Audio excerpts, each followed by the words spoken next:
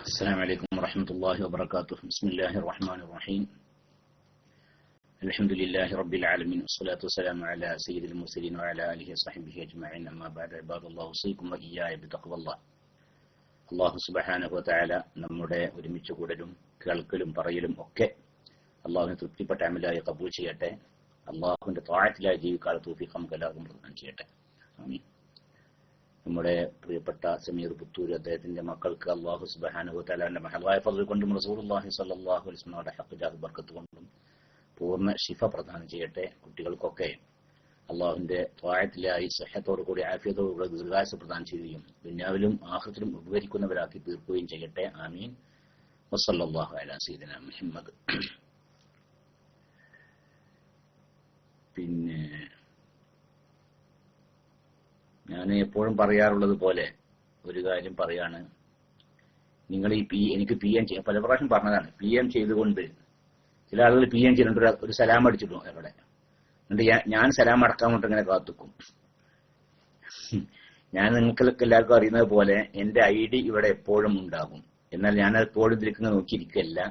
അതിന് കാരണം വേറെ പണിയൊക്കെ ഉണ്ടല്ലോ. ഇപ്പൊ തീരെ ഒഴിവില്ലാത്ത വളരെ ഞാൻ കുറച്ച് തിരക്കിലുള്ള സമയമാണ്. ഇപ്പോ ഏകദേശം 1.5 മാസമായി ഞങ്ങൾക്ക് ട്രെയിനിങ് ഉണ്ട്, ഖതീബുമാരുടെ ട്രെയിനിങ്. എല്ലാ ദിവസവും ആ ട്രെയിനിങ്ങിന് പങ്കെടുക്കണം. എന്നിട്ട് ഒരാഴ്ചയിൽ 3 ദിവസത്തെ പരീക്ഷ ഉണ്ട്, ഒരാഴ്ചത്തെ 3 ദിവസം പരീക്ഷ ഉണ്ട്. അപ്പൊ അതിനു വേണ്ടി നോക്കുക. അങ്ങനെയൊക്കെ ഒരുപാട് പിന്നെ തിരക്ക് പിടിച്ചൊരു സമയമാണ് ഇപ്പോൾ ഉള്ളത്. അപ്പൊ അത് മാത്രല്ല, എല്ലാവരും ഇങ്ങനെ എപ്പോഴും ഇതിലേക്ക് നോക്കിയിരിക്കാൻ സാധിക്കില്ലല്ലോ. നമുക്ക് കുറെ കിതാബ് നോക്കാനുണ്ടാവും, അങ്ങനെ പല വിഷയങ്ങളുണ്ടാവും. പരീക്ഷ മറ്റൊന്നും ഇല്ലെങ്കിൽ തന്നെ പല പരിപാടികളുണ്ടാവും. അപ്പോൾ പി എം ചെയ്യുന്ന ആളുകളെ നിങ്ങൾ പി എം ചെയ്തിട്ട് നിങ്ങൾക്ക് ചോദിക്കാനുള്ള ചോദ്യം അടിച്ചിട്ടാൽ മതി. അതിലാണ് അടിച്ചത്. എന്റെ സലാം മടക്കാൻ വേണ്ടിയിട്ട് നിങ്ങളുടെ സലാം മടക്കാൻ വേണ്ടി നിങ്ങൾ കാത്തു നിൽക്കരുത്. നിങ്ങൾ സലാം അടിച്ച ഉടൻ തന്നെ നിങ്ങളുടെ ചോദ്യങ്ങളും അത് അടിച്ചിടുക. എന്നിട്ട് പിന്നീട് ഞാൻ വന്നിട്ട് ആ ചോദ്യം കാണുമ്പോൾ നിങ്ങൾക്ക് പി എമ്മിലൂടെ തന്നെ ഞാൻ മറുപടി നൽകും. പിന്നീട് ഞാനതൊക്കെ എന്റെ ഇവിടെ സൂക്ഷിച്ചു വെക്കും. പിന്നീട് ഈ സമയത്തൊക്കെ അത് വായിച്ച് മറുപടി പറയുകയും ചെയ്യും. അപ്പൊ അത് ശ്രദ്ധിക്കണം. മറ്റൊരു കാര്യം പിന്നെ നമ്മൾ ശ്രദ്ധിക്കേണ്ടത് ഈ ബുസ് അടിക്കരുത്. എനിക്ക് തീരെ ഒരു താല്പര്യമില്ലാത്തൊരു വിഷയമാണ്. നമ്മൾ സംസാരിക്കേണ്ട ഇടയിൽ ബുസ് അടിക്കുക, അതൊരു നല്ല പരിപാടി അല്ലല്ലോ അല്ലേ? അത് ചെയ്യരുത്. അപ്പോ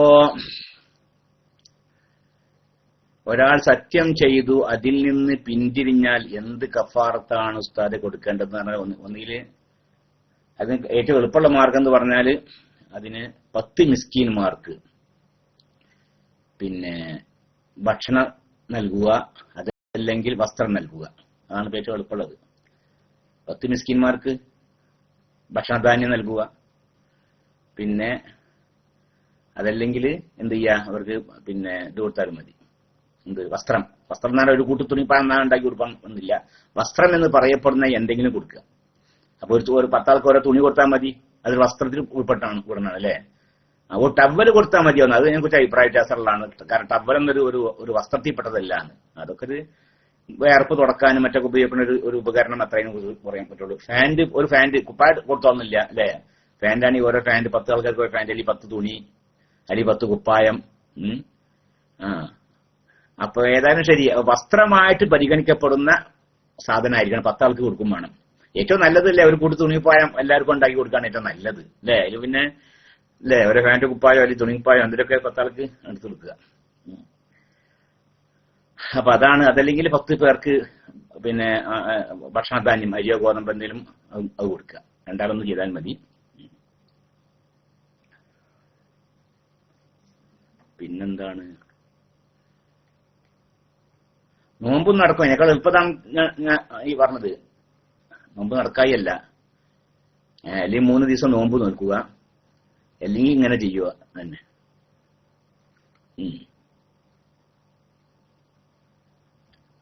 പിന്നെ അസ്സലാമു അലൈക്കും. വലൈക്കും സലാം വറഹ്മത്തുള്ളാഹ്. ഉസ്താദെ, മറ്റന്നാൾ ആണ് ഭാര്യക്ക് പ്രസവ തീയതി പറഞ്ഞിട്ടുള്ളത്. സന്താനമാകാനും പ്രത്യേകം ദുആ ചെയ്യുന്നത്. സന്താനമാകാൻ സാലിഹ സന്താനമാകാനായിരിക്കും അല്ലേ? ദുആ ചെയ്യണേ. അള്ളാഹു സുബ്ഹാനഹു വ തആല പ്രസവമൊക്കെ സുഖാക്കി കൊടുക്കട്ടെ, വിഷമത്തിലും ബുദ്ധിമുട്ടിലും പെടുത്താതിരിക്കട്ടെ. അള്ളാഹു അവരുടെ പ്രസവത്തിൽ ദീനിനും കുടുംബത്തിനും നിങ്ങൾക്കും ഉപകരിക്കുന്ന നല്ല ഒരു സന്താനത്തെ അള്ളാഹു പ്രദാനം ചെയ്യട്ടെ. ആമീൻ. വസല്ലല്ലാഹു അലാ സയ്യിദിനാ മുഹമ്മദ്. പിന്നെ അസ്സലാമു അലൈക്കും. വലൈക്കും സലാം വറഹ്മത്തുള്ളാഹി. ഉസ്താദെ, ഗർഭനിരോധനത്തിന് പലരും പല മാർഗവും സ്വീകരിക്കാറുണ്ട്. സ്ഥിരമായുള്ള മാർഗവും താൽക്കാലിക മാർഗവും ഇതിന്റെയൊക്കെ വിധി എന്താണ്?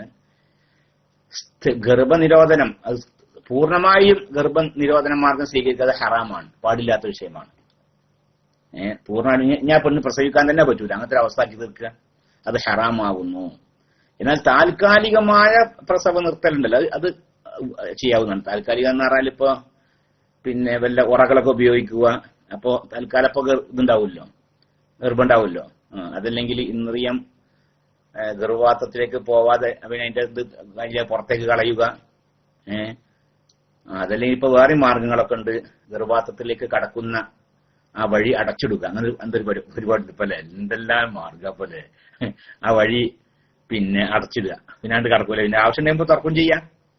അങ്ങനത്തെ അതൊക്കെ താൽക്കാലികമായ മാർഗങ്ങൾ, അത് ചെയ്യാവുന്നതാണ്, ആവശ്യമാണെങ്കിൽ അത് ചെയ്യാവുന്നതാണ്. അതേസമയത്ത് ഒരു സ്ത്രീ തീരെ പ്രസവിക്കാൻ പറ്റാത്ത അവസ്ഥയിലേക്ക് ആക്കി തീർക്കുക, അത് ഹറാമാണ്.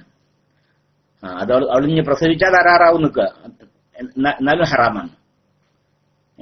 ഡോക്ടർമാർ പറയുന്നത് ഇനി ഇവള് പ്രസവിച്ചിട്ടുണ്ടെങ്കിൽ വളരെ വളരെ അധികം ബുദ്ധിമുട്ടുണ്ടാവും എന്നൊക്കെ പറഞ്ഞു. എന്നാലും പ്രസവം നിർത്താൻ പാടില്ല, കാരണം പ്രസവിക്കാതിരുന്നാൽ മതിയല്ലോ. ഇനി പ്രസവം നിർത്തേണ്ടതില്ലല്ലോ. ഇനി പ്രസവിച്ചാൽ ധാരാറുണ്ടെന്ന് ഡോക്ടർ പറയുകയാണെങ്കിൽ പ്രസവിക്കാതിരിക്കണം. അതിലെ മാർഗം സ്ഥിരമായി പ്രസവിക്കാതിരിക്കണം മാർഗം അപ്പോൾ സ്വീകരിക്കരുത്. കാരണം എന്നെങ്കിലും അവൾക്ക് പിന്നെ പ്രസവിക്കാൻ പറ്റുന്ന അവസ്ഥ ഉണ്ടായാലോ. ഒരു സ്ത്രീന്റെ പ്രസവം പാടെ നിർത്താണ്ട് അവളുടെ ആ സ്ത്രീ സ്വഭാവം എടുത്തു കളയുക എന്നുള്ളതിന്റെ അതിന്റെ അർത്ഥം അല്ലേ. സ്ത്രീ എന്ന് പറഞ്ഞാൽ അവൾക്ക് പ്രസവിക്കാൻ സാധിക്കണല്ലോ, ആ അവളുടെ സ്വഭാവം ഇല്ലാതാക്കുക എന്നുള്ളതിന്റെ അർത്ഥം. അപ്പൊ അത് ചെയ്യരുത്. നേരെ വെച്ച് താൽക്കാലികമായ നിർത്തൽ എന്ന് പറഞ്ഞാൽ ആ പ്രശ്നം വരണില്ല. അപ്പൊ അതുകൊണ്ട് അങ്ങനെ ചെയ്യാമെന്ന ബഹുമാനപ്പെട്ട സഹാബികൾ ചില ആളുകൾ ഇങ്ങനെ പറഞ്ഞിട്ടുണ്ട്, നഅ്സിലു വൽ ഖുർആനു യൻസിലു, ഞങ്ങൾ അസിൽ ചെയ്യുമായിരുന്നു എന്ന് വെച്ചാൽ ഇന്ദ്രിയം പോകാണ്ട സമയത്ത് ആ ഇന്ദ്രിയം പുറത്തേക്ക് കളയുമായിരുന്നു എന്ന്. വൽ ഖുർആനു യൻസിലു, ഖുർആൻ അവതരിച്ചു കൊണ്ടിരിക്കെ എന്ന് വെച്ചാൽ റസൂലുള്ളാഹിക്ക് വഹി ഇറങ്ങുന്ന കാലത്ത് തന്നെ. പറ്റാത്ത വിഷയമാണെങ്കിൽ റസൂലുള്ളാഹിക്ക് പറ്റൂലാന്ന് പറഞ്ഞിട്ട് വഹി ഇറങ്ങേണ്ടതാണല്ലോ. അതുകൊണ്ട് അതിനു വേണ്ടിയാണ് അപ്പൊ അങ്ങനെ പറഞ്ഞത്. അപ്പൊ അതുകൊണ്ട് അങ്ങനത്തെ കാര്യങ്ങളൊക്കെ ചെയ്യാവുന്നതാണ്. പിന്നെ അസ്സലാമു അലൈക്കും. വലൈക്കും സലാം വറഹ്മത്തുള്ളാഹി. ഉസ്താദെ, നിസ്കരിക്കുന്നവന്റെ മുന്നിലൂടെ ഒരാൾ ക്രോസിലൂടെ നടന്നു പോയാൽ നമസ്കരിക്കുന്നവന് അത് തടുക്കേണ്ടതുണ്ടോ? നിസ്കാരത്തിൽ അത് തടുക്കാൻ പറ്റുമോ? നിസ്കരിക്കുന്നവൻ അവന്റെ മുമ്പിൽ ഒരു മറ വെക്കൽ സുന്നത്താണ്. നിസ്കരിക്കുന്നവന്റെ മുമ്പിൽ മറ ഉണ്ടാവുക, അതൊന്നുകിൽ ചുമരുണ്ടാവുക, ചുമരില്ല എങ്കിൽ ഒരു തൂണ് ഉണ്ടാവുക നിസ്കരിക്കുന്നവന്റെ മുമ്പിൽ. തൂണില്ല എങ്കിൽ വല്ല കുന്തമോ എന്തെങ്കിലുമൊക്കെ വടി നാട്ടി വെക്കുക മുമ്പിൽ. അതും ഇല്ല എങ്കിൽ ഒരു മുസല്ല വിരിക്കുക, അതും ഇല്ല എങ്കിൽ ഒരു വര വരക്കുക നിസ്കരിക്കുന്നതിന്റെ മുമ്പിൽ. ഇങ്ങനൊക്കെ ചെയ്തു നിൽക്കുക. അപ്പൊ ആ മറയുടെയും നിസ്കരിക്കുന്ന ആളുടെയും ഇടയിൽ 3 മുഴത്തിനേക്കാളും അപ്പുറം ദൂരം ഇല്ലാതിരിക്കുകയും ചെയ്യുക. ഈ സ്വഭാവമൊക്കെ അവൻ സ്വീകരിച്ചു. എന്നിട്ട് അവന്റെ ആ മറയുടെയും ഈ നിസ്കരിക്കുന്നതിന്റെയും ഇടയിൽ കൂടി ഒരാൾ നടന്നു പോകാൻ നിൽക്കുക. എന്നാൽ അവനെ തടുക്കാം. നടന്നു പോകാൻ പാടില്ല, ഹറാമുമാണ്. അവന്റെ മുമ്പിൽ കൂടെ നടന്നു പോലെ ഹറാമുമാണ്. അങ്ങനെ ഒരാൾ നടന്നു പോകാണെങ്കിൽ അവനെ തടുക്കുകയും ചെയ്യാം. അപ്പൊ അതിനെന്ത് വേണം? നടക്കൽ പാടില്ലെങ്കിൽ പാടില്ലാതിരിക്കാൻ എന്ത് വേണം? നിസ്കരിക്കുന്നവന്റെ പിന്നെ അവന്റെ മുമ്പിൽ മറ വേണം. ആ മറയുടെയും ഈ നിസ്കരിക്കുന്നതിന്റെ ഇടയിൽ 3 മുഴത്തിനേക്കാളും അപ്പുറം ദൂരം ഉണ്ടാവാൻ പാടില്ല. അപ്പോ അതേസമയത്ത് ഒരാൾ മറന്നില്ലാതെ നിസ്കരിക്കണം നിൽക്കുക, അവന്റെ മുമ്പിൽ മറന്നില്ല, എന്നാലും അതിന്റെ മുമ്പിൽ കൂടെ നടന്നു പോകുന്നത് കൊണ്ട് വിരോധവും ഇല്ല. അവനാളെ തടുക്കാനും പറ്റൂല. അപ്പോ അവൻ ചെയ്യേണ്ട കാര്യം അവൻ ചെയ്യണം. അവന്റെ മുമ്പിൽ മറയുണ്ടാവുക, ചുമരുണ്ട് അവന്റെ മുമ്പിൽ, 3 മുഴത്തിനേക്കാളും അപ്പുറം അല്ലാത്ത രീതിയിൽ ചുമരുണ്ട്. ആ ചുമരിന്റെ ഇവന്റെയും കൂടെ ഒരാൾ നടന്നു പോവുക, എന്നാൽ ആ നടന്നു പോലെ ഹറാമാണ്, അവനെ തടുക്കുകയും ചെയ്യാം. അല്ലെങ്കിൽ ഇവന്റെയും തൂണുണ്ട്, ആ തൂണിന്റെയും കൂടെ ഇടയിൽ 3 മുഴത്തിനേക്കാൾ അപ്പുറമില്ല, എന്നാലും അങ്ങനെ തന്നെ. അതല്ലാതെ എന്ത് ചെയ്യുക? ഇതൊന്നും മസ്ജിദുൽ ഹറാമിനൊന്നും ബാധകമില്ലാന്ന് ബഹുമാനപ്പെട്ട ഉലമാക്കൾ പറഞ്ഞിട്ടുണ്ട് കേട്ടോ. മസ്ജിദുൽ ഹറാമി ഇതൊന്നും ബാധകല്ല. അവിടെ പക്ക അങ്ങനൊക്കെ വേണ്ടി വരും, മുമ്പ് കൂടെ നടക്കുക വേണ്ടി വരും അല്ലേ. ഇത് മസ്ജിദുൽ ഹറാമിന് ബാധകമല്ല എന്ന് ബഹുമാനപ്പെട്ട ഫുഖഹാ പറഞ്ഞിട്ടുണ്ട്. അപ്പോ അതാണ് ഇതിന്റെ. അതല്ലാതെ ഒരാളിങ്ങനെ സാധാരണ ഇവിടെ കാണാറുണ്ടല്ലേ, പള്ളിന്റെ പിന്നിൽ നിൽക്കും, ആ ചുമരിന്റെയും അവന്റെ ഇടയിൽ 1 മുഴ 3 മുഴമല്ല 6 മുഴമല്ല 9 മുഴമല്ല 12 അല്ല, അത്രയും ദൂരെ ആയിരിക്കും. അപ്പൊ അവന്റെ മുമ്പിൽ കൂടെ നടന്നു പോകാൻ പറ്റൂല എന്ന നിയമം അവിടെ ഇല്ല.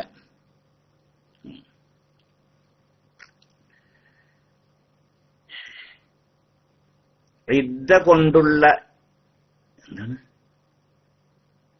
ഇഖാമത്ത് എന്താ ഉസ്താദെ? ഭാര്യ മരിച്ചവളുടെയും തലാഖ് ചെല്ലിയവരുടെയും ഇദ്ദ എത്ര? ഇഖാമത്ത് എന്താ പോയി? ഇദ്ദ കൊണ്ട് ഹിക്മത്ത് എന്താ പറഞ്ഞു? ഹിക്മത്ത് അല്ലാഹു സുബ്ഹാനഹു തആലയുടെ കൽപ്പന സ്വീകരിക്കുക എന്നുള്ളത് എല്ലാ വിഷയത്തിന്റെ അതാണ്. എല്ലാ വിഷയത്തിന്റെയും ഹിക്മത്ത് എന്താണെന്ന് വെച്ചാൽ നാഥന യജമാനന് വഴിപ്പെട്ട് ജീവിക്കുക, അതാണ് എല്ലാത്തിന്റെയും ഹിക്മത്ത്. ഞാൻ ഒരു അടിമയാണ്, ഞാനൊരു ദാസനാണ്. ആരുടെ ദാസൻ? ഈ പ്രപഞ്ച സൃഷ്ടാവായ എന്റെ നാഥന്റെ അടിമയാണ് ഞാൻ. അവരെന്ത് പറയുന്നുവോ ഞാനത് സ്വീകരിക്കുന്നു. എന്തുകൊണ്ടാണ് അവൻ ഇങ്ങനെയൊക്കെ പറഞ്ഞത്? അത് എന്റെ ചിന്താവിഷയത്തിൽപ്പെട്ടതല്ല. എന്തുകൊണ്ടാണ് അവൻ ഇങ്ങനെയൊക്കെ പറയുന്നത്? എന്തുകൊണ്ടാണ് അവൻ ഇങ്ങനെ കൽപ്പിക്കുന്നത്? എന്താ അതിന്റെ പൊരുള്? അതൊന്നും ചിന്തിക്കൽ എന്റെ പണിപ്പെട്ടതല്ല.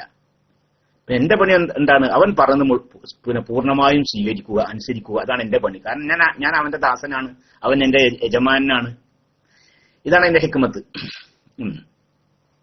അതുകൊണ്ട് തന്നെ ഇസ്ലാമിലെ പല കാര്യങ്ങളും, ചില കാര്യങ്ങളൊക്കെ പൊരുൾ നമ്മൾക്ക് ചിന്തിച്ചാൽ മനസ്സിലാവും അല്ലെ. ചില വിഷയങ്ങളൊക്കെ ഇപ്പൊ നോമ്പിന്റെ കാര്യമാണെങ്കിലൊക്കെ നമുക്കിങ്ങനെ ഓരോന്ന് പറഞ്ഞുണ്ടാക്കാം. നമ്മളിങ്ങനെ വിശക്കുന്ന ആളുടെ സ്ഥിതി മനസ്സിലാക്കാൻ സാധിക്കും. അതൊക്കെ ഒരു പറച്ചില. അതാ പറയുന്നത് ലാലക്കും തത്തക്കൂന്ന് അള്ളാഹു പറഞ്ഞത്. നോമ്പ് കൊണ്ട് അള്ളാഹുദല ഉദ്ദേശിക്കണം നിങ്ങൾ മുത്തഖീങ്ങളാവാൻ വേണ്ടിയാണ്. പക്ഷെ എന്നാലും നമുക്ക് ചിന്തിക്കുമ്പോൾ അങ്ങനെ ഒരു കാര്യം ഉണ്ട്, ഇങ്ങനെ കാര്യം എന്തൊക്കെ മനസ്സിലാവും. അതൊന്നല്ല. അതേ സമയത്ത് പല വിഷയങ്ങളുണ്ട്. ഇപ്പൊ മുസ്ദലിഫ രാപ്പാർക്കുക ഹജ്ജിന് പോയിട്ട് എന്താ പാടുള്ളത്? മുസ്ദലിഫ രാപ്പാർക്കും മുസ്ദലിഫ എന്താ ഉള്ളത്? ഒന്നുമില്ല അല്ലെ. ഒരു നിരന്ന സ്ഥലം, ഒന്നുമില്ലാത്ത നിരന്ന സ്ഥലം.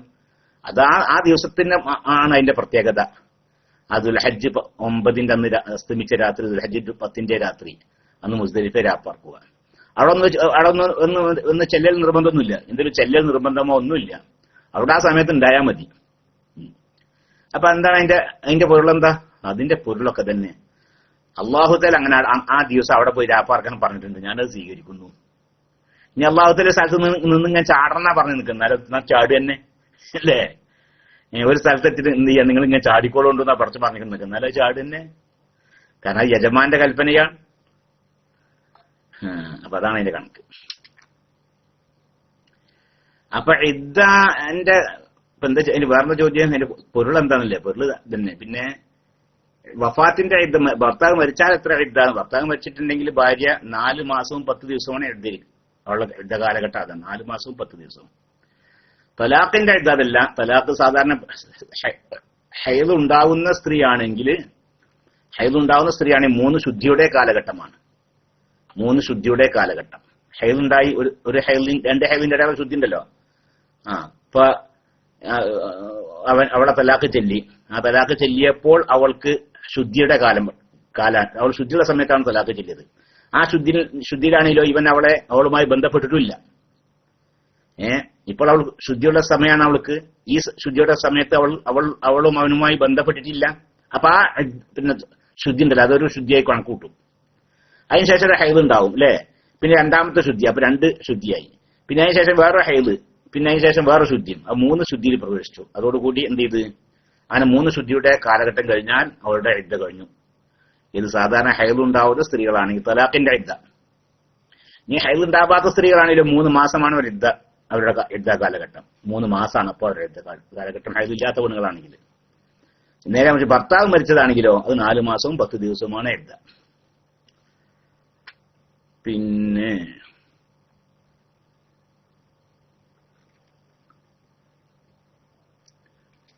മസ്ബൂക്കായി നിസ്കരിക്കുന്ന മഅ്മൂം ഇമാം സലാം വീട്ടുമ്പോൾ ഓർമ്മ ഇല്ലാതെ സലാം വീട്ടി. അപ്പോൾ അന്ന് ബാക്കി നിസ്കരിക്കുന്ന ഓർമ്മ വന്നത് അപ്പോൾ ആ നിസ്കാരത്തിന് എന്താണ് മസ്ബൂക്കായി നിസ്കരിക്കുന്ന മഅ്മൂം ഇമാം സലാം വീട്ടുമ്പോൾ ഓർമ്മ ഇല്ലാതെ സലാം കിട്ടി, അതുകൊണ്ട് കുഴപ്പമൊന്നുമില്ല. ഓർമ്മയില്ലാതെ സലാം കിട്ടിയാൽ അത് പിന്നെ ഇതൊന്നുമില്ല, അവനെന്ത് ചെയ്യാ, ആ നിസ്കാരം പൂർത്തിയാക്കാം. ഓർമ്മയില്ലാതെ സലാം കിട്ടിയാൽ കുഴപ്പമൊന്നുമില്ല. അപ്പോൾ ആണ് അന്ന് ബാക്കി നിസ്കരിക്കാൻ ഓർമ്മ വന്നത്. അപ്പൊ തന്നെ ഓർമ്മ വന്നിട്ടുണ്ടെങ്കിൽ ബാക്കി നിസ്കരിച്ചാൽ മതി. നേരെ മറിച്ച് കുറെ നേരം കഴിഞ്ഞിട്ടാണ് ഓർമ്മ വന്നത്, എന്നാൽ പിന്നെ മടക്കി നിസ്കാരം ആദ്യം മുൽക്ക് തന്നെ നിസ്കരിക്കുകയും വേണം. മസ്ബൂക്കാണ്, ഇമാം സലാം വീട്ടിയപ്പോ വിനെന്ത് ചെയ്തു, സലാം വീട്ടി. പിന്നെ അപ്പൊ തന്നെ ഓർമ്മ വന്നു, അല്ല എനിക്ക് ഇനി നിസ്കരിക്കാണ്ടല്ലോ എന്ന്. അപ്പൊ എന്ത് ചെയ്യാൻ വേഗം പിന്നെ എഴുന്നേറ്റ് ബാക്കിയുള്ള നിസ്കരിക്കുക. നേരെ മറിച്ച് അവൻ എന്തു ചെയ്തു, കുറെ നേരം കഴിഞ്ഞ ശേഷമാണ് ഓർമ്മ വന്നത്, എന്നാൽ പിന്നെ ബാക്കിയുള്ള നിസ്കരിച്ചാൽ പോരാ, നിസ്കാരം ആദ്യം മുൽക്ക് തന്നെ തുടങ്ങി നിസ്കരിക്കുകയും വേണം. പിന്നെന്താണ്, അസ്സലാമു അലൈക്കും. വലൈക്കും അസ്സലാം വറഹ്മത്തുള്ളാഹി. വൈഫിന്റെ അനിയത്തിക്ക് ഓപ്പറേഷൻ കഴിഞ്ഞു, അൽഹംദുലില്ലാഹ്. ഇപ്പോ വാർഡിലേക്ക് മാറ്റി. ഗർഭപാത്രത്തിൽ രക്തം കണ്ടെന്ന് വൈകുന്നേൽ പ്രോബ്ലം ഉണ്ടായിരുന്നു. ഇനി പ്രസവിക്കാൻ സാധിക്കില്ല. 2 ട്യൂബും എടുത്തു കളഞ്ഞു. ഗർഭപാത്രത്തിലേക്കുള്ള എടുത്തു കളഞ്ഞു. ഞാൻ നേരത്തെ പറഞ്ഞല്ലോ അല്ലേ. ഇനി ഗർഭം പാടെ നിർത്തി വേറെ വിഷയം കിട്ടോ. അവൾ ഇനിയും പ്രസവിക്കുകയാണെങ്കിൽ വേറെ പ്രശ്നം ഉണ്ടാകും, ഗുരുതരമായ പ്രശ്നങ്ങൾ ഉണ്ടാകും എന്നുള്ളതിന്റെ അടിസ്ഥാനത്തിലാണ് ഗർഭം നിർത്താൻ പാടില്ല. അതേസമയത്ത് ആ ഗർഭപാത്രം എടുത്തു കളയണം, അതല്ലെങ്കിൽ അതിലേക്ക് പോകുന്ന പിന്നെ എന്തെങ്കിലുമൊക്കെ ഡോക്ടർമാർ പറഞ്ഞു നിൽക്കുക, അത് അവരുടെ ആരോഗ്യം നിലനിൽക്കാൻ ആവശ്യമാണെന്ന് പറഞ്ഞു, എന്നാൽ അങ്ങനെ ചെയ്യുകയും ചെയ്യാം. പക്ഷേ സ്ത്രീകൾ ഉണ്ടാകും, അവർക്ക് എന്ത് ചെയ്യണം, രക്തം അങ്ങനെ പോയിക്കൊണ്ടിരിക്കും. ആ രക്തം പോക്ക് നിൽക്കണമെങ്കിൽ അവരുടെ ഗർഭപാത്രം എടുത്തു കളയേണ്ടി വരും. അപ്പൊ അതുകൊണ്ട് വിരോധമില്ല. അതല്ല, ഇനി പ്രസവിച്ചാൽ ബുദ്ധിമുട്ടുണ്ടാകും എന്നാണ് ഡോക്ടർ പറയുന്നത്, എങ്കിൽ അതിന്റെ പേരിൽ ഗർഭം നിർത്താൻ പാടില്ല എന്ന്. അതേസമയത്ത് അവരുടെ ഗർഭപാത്രം എടുത്തു കളഞ്ഞിട്ടില്ല എങ്കിൽ, അല്ലെങ്കിൽ സന്താന ഉൽപാദനത്തിന്റെ ആ മാർഗം അത് ഇല്ലാതാക്കിയിട്ടില്ല എങ്കിൽ അവരുടെ ജീവൻ നിലനിൽക്കാൻ പ്രശ്നമാണ്, ബുദ്ധിമുട്ടാണ്, അല്ലെങ്കിൽ മാരകമായ രോഗങ്ങൾ അവൾക്കുണ്ടായിത്തീരും എന്നൊക്കെയാണ് ഡോക്ടർമാർ, നീതിമാന്മാരായ ഡോക്ടർമാർ പറയുന്നത്. എന്നാൽ അത് ചെയ്യാവുന്നതാണ്. 1 വർഷത്തോളം ഗൾഫിലുള്ള ഭർത്താവ് തലാഖ് ചെല്ലുമ്പോൾ ഉദ്ധരിക്കണം, അതൊക്കെ വേണം. 1 വർഷത്തിന് മറ്റൊന്നും കണക്കൊന്നല്ല അവിടെ ഉള്ളത്. ഭർത്താവ് ഭാര്യയുമായി എന്ത് ചെയ്തു, നിക്കാഹി കഴിഞ്ഞ ശേഷം ബന്ധപ്പെട്ട് നിൽക്കുക. ബന്ധപ്പെട്ടതിന് ശേഷമാണ് തലാഖ് ചെല്ലുന്നത്. അത് ബന്ധപ്പെട്ട് എത്ര കാലം കഴിഞ്ഞിട്ടാണെങ്കിൽ ശരി തലാഖ് ചെല്ലുന്നതെങ്കിൽ എടുത്തിരിക്കണം. നേരെ മറിച്ച് ബന്ധപ്പെടുന്നതിന് മുമ്പ് തലാഖ് ചൊല്ലി നിൽക്കുക, എന്നാ പിന്നെ എടുത്ത വേണ്ട. പിന്നെ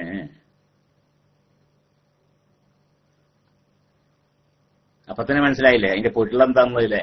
പൊരുള് അതാണ്, അത് അല്ലാഹു തആലയുടെ കൽപ്പന സ്വീകരിക്കുക, അതന്നെ അതിന്റെ പൊരുള്. ഒരു 10 കൊല്ലം കഴിഞ്ഞ ശേഷമാണ് ഭർത്താവ് തിരിച്ചു വരേണ്ടത്, എന്നിട്ടാണ് തലാഖിലാണ്. എന്നാലും ഭർത്താവ് ഗൾഫിൽ കൊണ്ട് 10 കൊല്ലേക്കാണ്. അതിന്റെ ഇടയിൽ നാട്ടിൽ പോയിട്ടേ ഇല്ല, അവൾ ഇങ്ങോട്ടും വന്നിട്ടില്ല. എന്നിട്ടാ തലാഖിലാണ്. എന്നാലും ഇത് വേണം. അതെന്തിനപ്പ അപ്പൊ എഴുദ്ധരിക്കണത്? അപ്പൊ എഴുദ്ധരിക്കണത് പിന്നെ യുദ്ധ കാലഘട്ടം കഴിയുന്ന പറഞ്ഞാൽ അവർക്ക് ഗർഭമുണ്ടോ ഇല്ലെന്ന് പരിശോധിക്കാൻ വേണ്ടി മാത്രമല്ല എന്ന് വേറെ. പിന്നെ അള്ളാഹുവിന്റെ കൽപ്പന സ്വീകരിക്കുക, അതാണ് അതിന്റെ കാര്യമായ പൊരുൾ. ചെറിയ ആൺകുട്ടികൾക്ക് സ്വർണ്ണാഭരണം കൊടുക്കാൻ വിരോധമില്ല. അഖീഖയുടെ ഇറച്ചി മുസ്ലിങ്ങൾക്ക് കൊടുക്കാൻ പാടില്ല. പിന്നെ ഇനി ഇൻഷാ അള്ളാഹ് പ്രത്യേകമായ ചോദ്യങ്ങളൊന്നും ഇല്ല. അള്ളാഹു സുബ്ഹാനഹു വ തആല ഇവിടെന്താ, കുറച്ച് മാസം കഴിഞ്ഞാൽ നാട്ടിൽ പോകുകയാണ്. വീടിരിക്കാൻ കടമുണ്ട്, എല്ലാത്തിനും ദുആ ചെയ്യുക. എന്തിനാ കടാക്കണത്? കടമുണ്ട് എന്നറിയില്ല. കടണ്ടാക്കിയതിനു ശേഷം വീടുണ്ടാക്കുമ്പോ കട ആക്കരുതേ. കടം വരെ നട്ട് തയ്യാറിക്കുന്ന അറിയാം അല്ലേ? കടമാക്കരുത്. വീടുണ്ടാക്കുമ്പോൾ നമ്മൾ സാധാരണ ഇപ്പൊ നമുക്കൊരു അങ്ങനത്തെ ഒരു വിഷയമുണ്ട്. ഇപ്പൊ വീടുണ്ടാക്കുമ്പോ അതിന്റെ എല്ലാ ഫിനിഷിംഗ് വർക്കും കഴിഞ്ഞ ശേഷം താമസിക്കൂ എന്നുള്ളൊരു ഇതില്ലേ. പഴയ കാലത്ത് അങ്ങനെയൊന്നല്ല. പഴയ കാലത്ത് തറപ്പണി കഴിക്കും. തറപ്പണി കഴിഞ്ഞിട്ട് പിന്നെ വല്ല ചുമര് വെക്കാൻ കഴിവില്ലാത്ത ആളുകളാണെങ്കിൽ മുളന്റെ കാലും കഴിഞ്ഞിന്റെ കാലൊക്കെ കൊടുത്ത് ഓലോണ്ടൊക്കെ മറച്ചതിൽ താമസിക്കും. എന്നിട്ട് കുറച്ചൊക്കെ പൈസ ഉണ്ടായ ചുമര് വെക്കും. ആ ചുമര് വെക്കല് പിന്നെ കുറെയൊക്കെ പൈസ ഉണ്ടായാൽ അതിന്റെ ഉള്ളും പുറക്കെ തേക്കാൻ പറ്റുമോ നോക്കും. അങ്ങനെ ക്രമേണ കടം ഇല്ലാതെ സമാധാനം ഉണ്ടാകുമല്ലേ അല്ലേ? സമാധാനം ഉണ്ടാവും. ഇപ്പതല്ല, ഇപ്പൊ വീടിന്റെ പൂർണ്ണമായ പണിയൊക്കെ ഉണ്ട് കഴിഞ്ഞ് ഗേറ്റൊക്കെ വെച്ച് അല്ലെ, ഈ മുറ്റത്ത് മറ്റേ പതിക്കാളതൊക്കെ പതിച്ചതിന് ശേഷം പിന്നെ കുടുങ്ങിക്കൊള്ളുന്ന. എന്നിട്ട് അവന് ബാങ്കിൽ നിന്ന് ലോൺ എടുക്കുക, കുട്ടികളെ പിന്നെ പണ്ടും പണം ഇതൊക്കെ വിൽക്കുക, അങ്ങനത്തെ വേണ്ടാത്ത പണികളൊക്കെ ചെയ്യുക. അപ്പൊ അങ്ങനെ എന്നിട്ട് പിന്നെ കടണ്ട് ഇറക്കിന്ന് അറിയാം. ഏതൊക്കെ അള്ളാഹു സുബ്ഹാനഹു വ തആല നിങ്ങളുടെ കടക്കെ വേഗം വീട്ടിത്തരട്ടെ. വീട്ടിൽ അള്ളാഹു ഐശ്വര്യവും ബർക്കത്തൊക്കെ പ്രദാനം ചെയ്യട്ടെ. ആമീൻ. സല്ലല്ലാഹു അലൈഹി വസല്ലം മുഹമ്മദ്. എന്റെ കൂട്ടുകാരന്റെ മകളുടെ കല്യാണമായി ഇനി ഇത് നടക്കാൻ ദുആ ചെയ്യണം. അള്ളാഹു സുബ്ഹാനഹു വ തആല അത് റാഹത്തായ രീതിയിൽ നടത്തിത്തരട്ടെ. അള്ളാഹു അതിൽ ഖൈറും ബർക്കത്തൊക്കെ പ്രദാനം ചെയ്യട്ടെ. അവരുടെ കുടുംബജീവിതത്തിൽ അള്ളാഹു ബർക്കത്ത് പ്രദാനം ചെയ്യട്ടെ. ആമീൻ. വൈഫ് പ്രസവിച്ചു, ആൺകുട്ടിയാണ്. അൽഹംദുലില്ലാ, സുഖപ്രസവമാണ്. അൽഹംദുലില്ലാ. സിദ്ദീഖ് വൈസിയുടെ ഭാര്യയുടെ പ്രസവം സുഖമാവാൻ വേണ്ടി ദ്വാരക്കാൻ വേണ്ടി പറഞ്ഞിരുന്നു. ഇപ്പൊ പ്രസവിച്ചു എന്ന് പറഞ്ഞു. ആൺകുട്ടിയാണ്. അൽഹംദുലില്ലാ, സുഖപ്രസവമാണ്. അൽഹംദുലില്ലാ. അല്ലാഹു സുബ്ഹാനഹു വ തആല ആ കുട്ടിയെ ദീനിനും കുടുംബത്തിനും ഉപകരിക്കുന്ന ഉന്നതനാക്കട്ടെ. അല്ലാഹു ആ കുട്ടിക്ക് എപ്പോഴും സംരക്ഷണം നൽകട്ടെ. അല്ലാഹു സുബ്ഹാനഹു വ തആല സിഹത്തോടുകൂടി ആഫിയത്തോടുകൂടി ഉള്ള ദീർഘായുസ് പ്രദാനം ചെയ്യട്ടെ. ആമീൻ. സല്ലല്ലാഹു അലൈഹി വസല്ലം മുഹമ്മദ്. ഉസ്താദെ, ഭാര്യയെ പ്രസവിക്കാൻ അഡ്മിറ്റ് ചെയ്തിട്ടുണ്ട്. അല്ലാഹു സുബ്ഹാനഹു വ തആല പ്രസവമൊക്കെ സുഖാക്കി കൊടുക്കട്ടെ. പ്രസവത്തിൽ അല്ലാഹു സ്വാലിഹായ സന്താനത്തെ പ്രദാനം ചെയ്യട്ടെ. കുടുംബത്തിനും ദീനിനും ഉപകരിക്കുന്ന, മുസ്ലിം ഉമ്മത്തിനും ഉപകരിക്കുന്ന സ്വാലിഹായ സന്താനത്തെ പ്രദാനം ചെയ്യട്ടെ. അല്ലാഹു റബ്ബുൽ ഇസ്സത്ത് നമ്മുടെ എല്ലാവരുടെയും ആഖിബത്ത് നന്നാക്കി തരട്ടെ. ലാ ഇലാഹ ഇല്ലല്ലാഹ് എന്ന കലിമ ഉച്ചരിച്ച് സ്വർഗം കണ്ട് മരിക്കുന്ന സൗഭാഗ്യന്മാരുടെ കൂട്ടത്തിൽ അല്ലാഹു തആല നമ്മെ എല്ലാവരെയും ഉൾപ്പെടുത്തി തരട്ടെ. ربنا آتنا في الدنيا حسنة وفي الآخرة حسنة وقنا عذاب النار. وصلى الله على سيدنا محمد وآله وصحبه أجمعين. والحمد لله رب العالمين. السلام عليكم ورحمة الله تعالى وبركاته.